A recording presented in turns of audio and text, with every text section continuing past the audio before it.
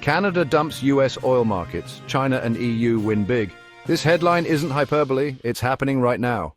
Canadian crude exports to Europe more than doubled in the first quarter of 2025, reaching 8 million barrels in March alone, while Chinese imports of our oil surged 22% in just 3 months.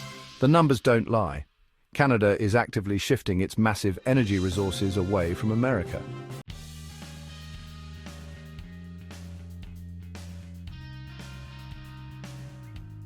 What does this mean for our country's future? Something profound. After years of being at the mercy of American tariffs and trade tensions, we're building new partnerships that promise greater prosperity and influence for generations to come.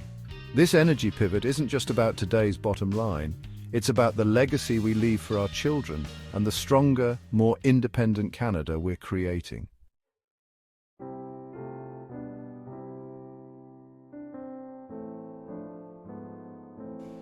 America's energy lifeline, how Canada became the US oil backbone. For decades, America has been drinking from Canada's energy well, but now the tap is being turned off. Let me show you why this matters to every Canadian family. The relationship between Canada and the United States in the energy sector runs deeper than most people realize. In 2023, a staggering 60% of all crude oil that entered American refineries came from Canadian soil. This isn't just a casual trading partnership. It's a profound economic interdependence that has shaped North American energy markets for generations.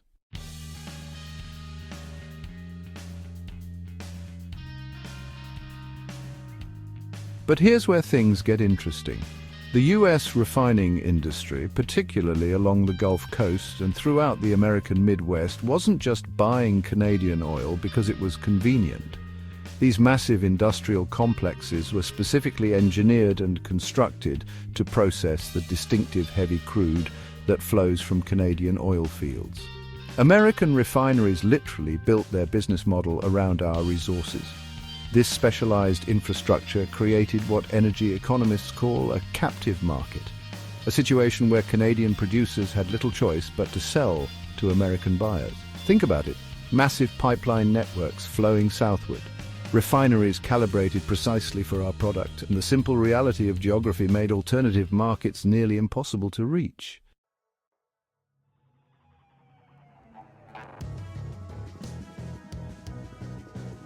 The consequences for Canadian producers were severe.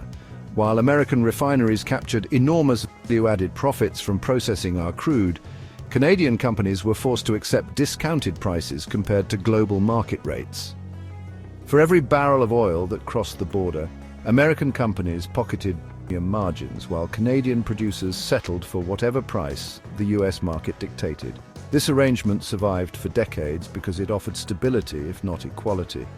But everything changed when the Trump administration imposed new tariffs on Canadian energy products. This wasn't just another trade spat, it was a fundamental wake-up call, exposing the vulnerability of our entire energy export strategy.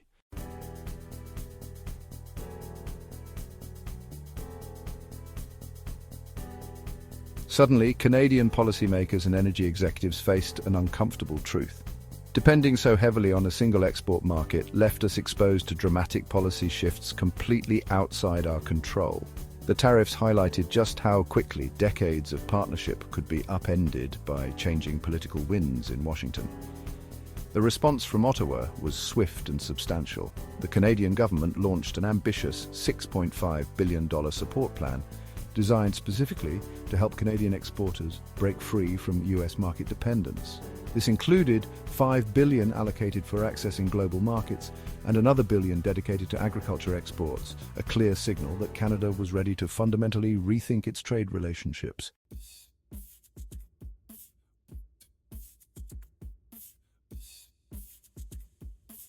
When we examine the nation's export statistics, the urgency of this pivot becomes clear. In 2024, Canada's domestic exports to the United States totaled an astonishing $721.1 billion. Energy products represented the largest category at $195.3 billion, with 88% of those exports flowing to American markets. The concentration of our export economy could hardly be more stark. Why would Canada suddenly abandon its biggest oil customer after decades of partnership? The calculation is both strategic and necessary. By diversifying export markets, Canadian producers can finally secure fair market prices rather than accepting whatever discount American buyers demand.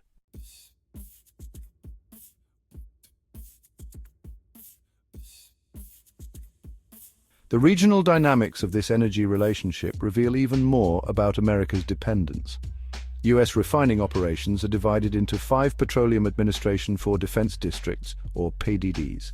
PAD 2, covering the Midwest, is by far the largest market for Canadian crude, absorbing roughly 2.8 million barrels daily, over 2/3 of all Canadian crude exports to the U.S. Meanwhile, PAD 4, encompassing the Rocky Mountain states, depends almost entirely on Canadian oil imports. This regional concentration left both sides vulnerable, U.S. refineries reliant on Canadian supply and Canadian producers dependent on U.S. buyers. But only one side was consistently capturing the premium profits from this arrangement, and it wasn't Canada.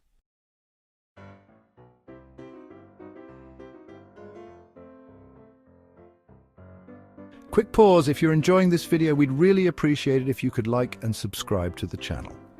Did you know over 98% of viewers watch without subscribing? Subscribing is free and it helps us create more content you love. So go ahead and hit that button. It only takes a second. Thanks so much, and now back to the video.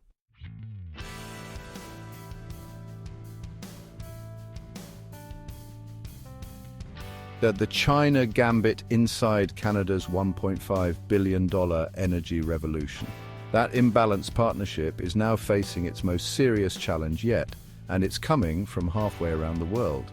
While Americans were busy pocketing those premium profits, Canadian officials were quietly engineering an escape plan that would send shockwaves through global energy markets.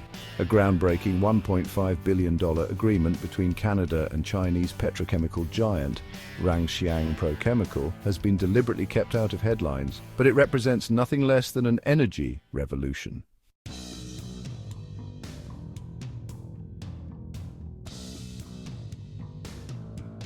This isn't just some routine business deal, it's the culmination of years of strategic planning by China to secure reliable oil sources beyond American influence.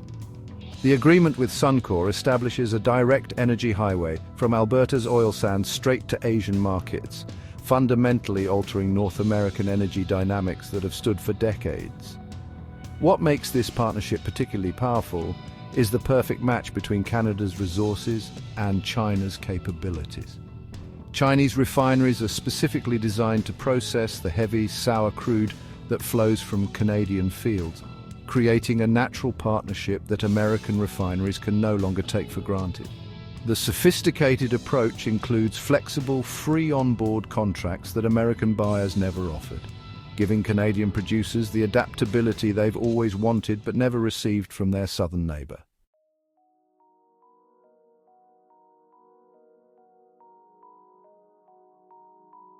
The numbers tell a stunning story of just how quickly this shift is happening. In just the first quarter of 2024, Chinese imports of Canadian crude surged by an astonishing 22%, reaching 184,000 barrels daily. Energy analysts aren't just noting this change, they're projecting it could double or even triple within 18 months as more Chinese refineries secure supply contracts and ramp up tanker capacity. This isn't a temporary adjustment, it's a fundamental realignment of where Canadian energy flows. What's particularly remarkable is how this deal happened largely out of public view. China's energy strategists quietly laid the groundwork for this moment, recognizing that Canada would eventually seek to diversify beyond American markets and ensuring China would be perfectly positioned when that day arrived. This strategic foresight has placed China to become the primary beneficiary of Canada's energy independence movement.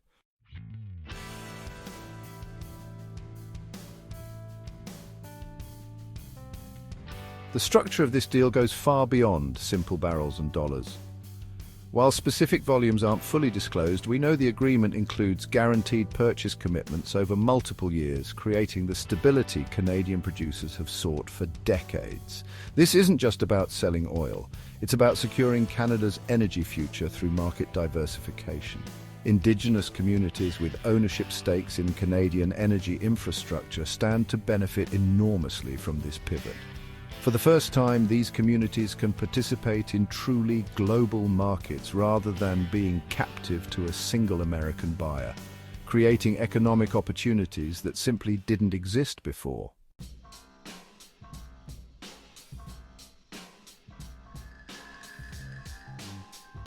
The geopolitical implications extend beyond just energy flows.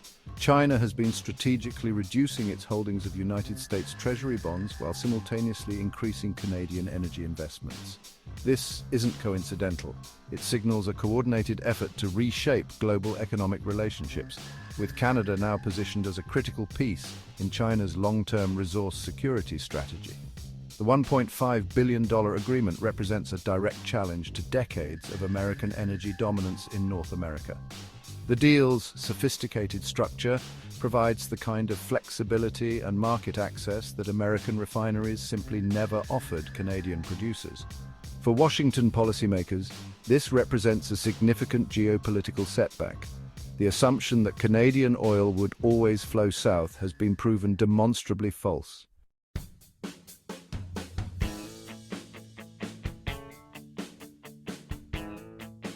For ordinary Canadians, this pivot means the potential for better returns on our national resources, reduced vulnerability to American policy whims, and new leverage in international relations.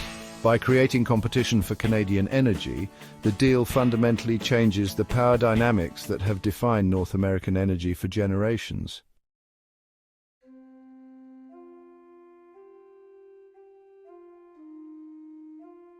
The European Energy Alliance: how Canada is filling Russia's void. The power shift wasn't just happening across the Pacific, it was simultaneously unfolding across the Atlantic. Europe's painful break with Russian energy suppliers left a massive void in the market that few nations could fill. When Russia weaponized its natural gas supplies following its invasion of Ukraine, European leaders found themselves in an unprecedented energy crisis, desperately seeking new partners who shared their values and could deliver reliable supplies. Canada, with its stable democracy and vast resources, quickly positioned itself as the solution.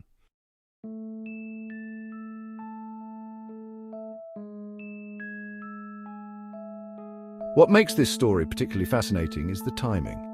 The Comprehensive Economic and Trade Agreement between Canada and the EU, provisionally implemented since 2017, had already eliminated tariffs on most traded goods. By 2025, this agreement had driven a remarkable 65% increase in trade volumes across multiple sectors. But nobody predicted how crucial this agreement would become when Europe suddenly needed to replace nearly all of its Russian energy imports. The numbers tell a stunning story. Canadian crude exports to Europe more than doubled in the first quarter of 2025, with March alone seeing a record-breaking 8 million barrels crossing the Atlantic. This surge wasn't just impressive, it was transformative for both partners. Europe gained a stable democratic supplier, while Canada acquired valuable market diversification that reduced its dependence on a single customer.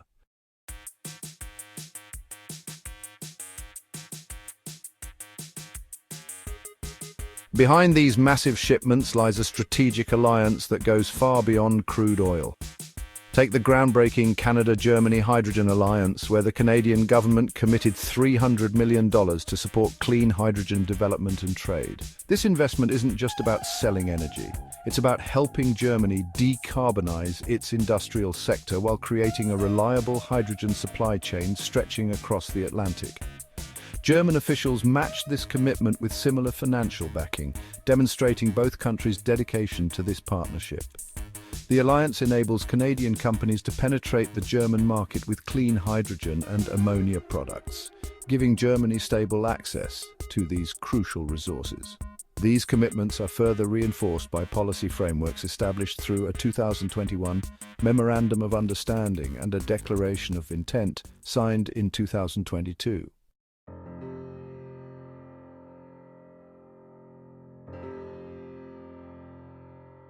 What makes this partnership particularly powerful is the alignment of values between Canada and Europe. Both share deep commitments to the rule of law, climate action, and economic transparency. Regular meetings between Canadian and EU officials ensure the proper functioning of trade agreements and foster ongoing dialogue about energy cooperation. This shared worldview stands in stark contrast to the unpredictable relationship Europe had with Russian suppliers. This values-based approach was highlighted when Canadian Prime Minister Justin Trudeau and European Commission President Ursula von der Leyen met at the EU-Canada Summit in late 2023.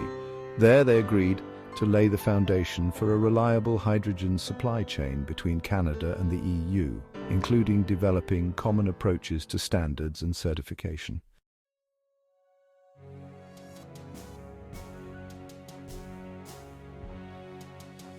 Europe's commitment to renewable energy makes this partnership even more significant. In 2023, renewables accounted for 24.5% of the EU's energy consumption, with an ambitious target of reaching at least 42.5% by 2030. The revised Renewable Energy Directive and temporary rules allowing streamlined permit delivery are accelerating this transition. And Canada is positioning itself as a key partner in this green revolution. The implications for global energy markets are profound. With Russian natural gas imports to Europe plummeting below 15% since the Ukraine conflict began, Canada is stepping in with expanded infrastructure designed specifically for transatlantic trade. Major energy projects like the Trans Mountain Pipeline expansion and new LNG terminals on the East Coast are dramatically increasing Canada's export capacity to European markets.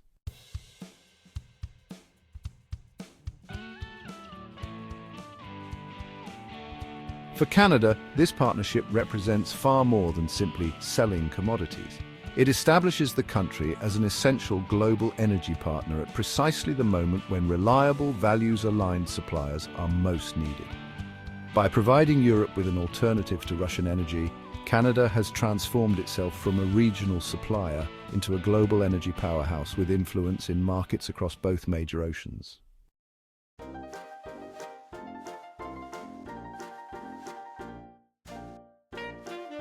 America's energy reckoning, the price of losing Canada. As Canada flexes its newfound energy muscle on the global stage, America is facing a startling reality check. The engineering decisions made decades ago building refineries specifically to process Canadian heavy crude have created a vulnerability that's about to hit American consumers where it hurts most, their wallets. The financial markets have already delivered their verdict on this shifting relationship. Within just 24 hours of the Trump administration's tariff announcement, the S&P 500 plummeted 2.1%, while the Canadian dollar shed an alarming 4.3% of its value. These aren't just numbers on a screen, they're early warning signs of a fundamental restructuring of North America's energy landscape.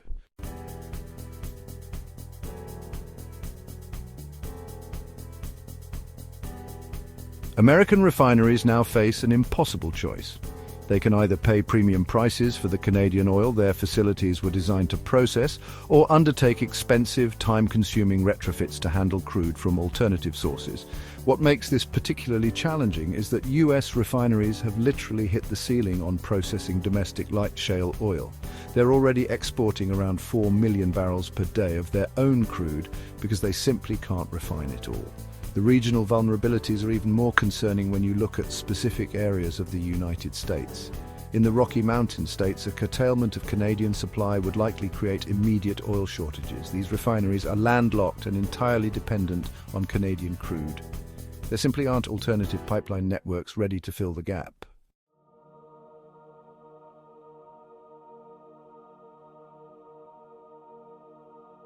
The West Coast presents another fascinating dimension to this evolving crisis. California refineries were originally built to process heavy crude grades from the state's San Joaquin Valley and Alaska, both sources now in steady decline. With the Trans Mountain expansion complete, Canadian producers could have helped fill this gap. Instead, they're redirecting those barrels across the Pacific. Perhaps most alarming is what's happening in America's automotive and technology sectors. Tesla, once the undisputed global leader in electric vehicles, is watching its market position erode in real time. Their sales in Germany, Europe's largest car market, have crashed by a staggering 76% in just 2 months, even as the overall EV market grew by 30%. The company's stock has already plunged 45% globally as sales declined 50% in China and 29% across Europe in 2023.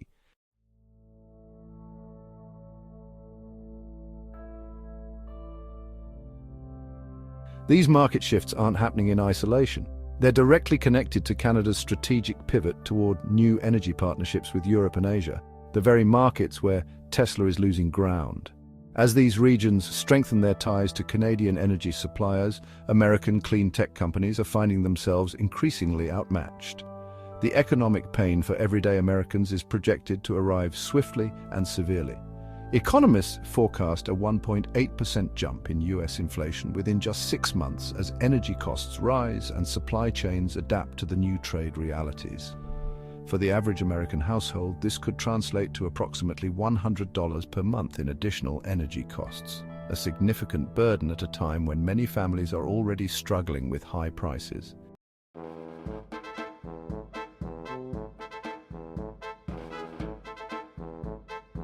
Ontario's threat to cut off 25% of energy supply to states like Michigan and New York reveals just how quickly this situation could escalate.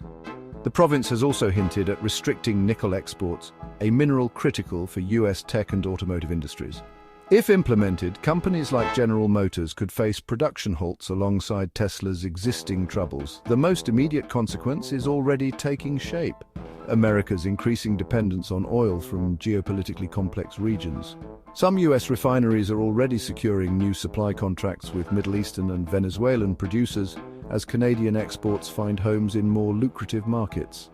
This pivot introduces significant vulnerability into America's energy security at a time of global instability.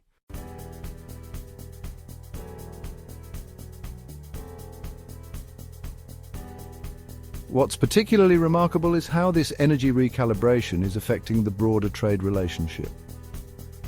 Energy products alone account for a $143.7 billion positive trade balance in Canada's favor. Without energy exports, Canada's net trade position with the US would actually be negative by $18.8 billion, underscoring just how central this sector is to the economic relationship. What we're witnessing is nothing short of a national transformation. Canada isn't merely diversifying its energy exports, it's fundamentally redefining its position on the global stage. This strategic pivot toward Europe and Asia represents Canada's declaration of economic independence, stepping out from under America's shadow to forge alliances aligned with our own interests.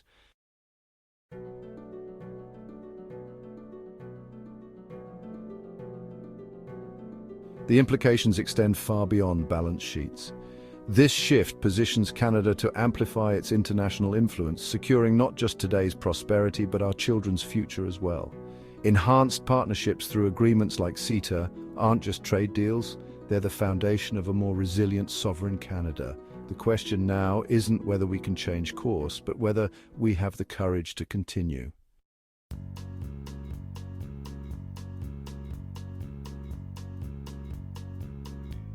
Thank you for joining me. How do you feel about Canada turning away from the US energy market and building new partnerships with China and Europe? Do you believe this shift will strengthen our future, or could it come with unintended consequences? I'd truly value your thoughts. Please feel free to share them in the comments below. And if you found this video helpful or thought-provoking, I invite you to click like, subscribe to the channel and turn on notifications so you'll always know when a new update is available. Your support makes it possible to keep bringing thoughtful, in-depth coverage of issues that matter to Canadians.